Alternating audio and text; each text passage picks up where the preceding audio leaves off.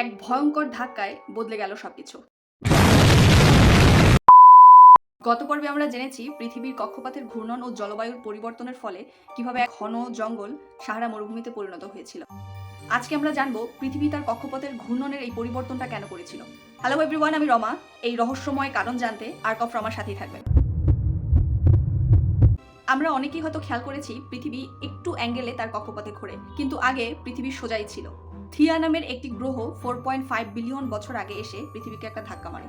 এটাকে giant impact hypothesis বলে। এই ধাক্কার ফলে পৃথিবী 23.5 ডিগ্রি কাত হয়ে যায় এবং ওই অবস্থাতেই তার ঘূর্ণন কন্টিনিউ করে। পৃথিবীর তার কক্ষপথের এই কাত হয়ে ঘূর্ণন কিছু সময় পর পর পরিবর্তন করে। এটাকে আর্থ এক্সিয়াল টিল্ট বলে। এটা মিলানকোভিচ সাইকেলের একটি অংশ, যার ফলে জলবায়ুর পরিবর্তন হয়, বৃষ্টিপাতের পরিবর্তন হয় এবং একটি ঘন জঙ্গল আজকের এই সারা মরুভূমিতে পরিণত হয়। আমি মাঝে মাঝে ভাবি, গোটা মহাবিশ্ব যদি তার নিয়ম অনুযায়ী না মেনে আমাদের মানুষের মতো গসিপিং এ লেগে থাকতো তাহলে কি হতো। দেখা হবে নেক্সট ভিডিওতে। ততদিন পর্যন্ত ভালো থাকবেন, সুস্থ থাকবেন, আর্ক অফ রমার সাথেই থাকবেন।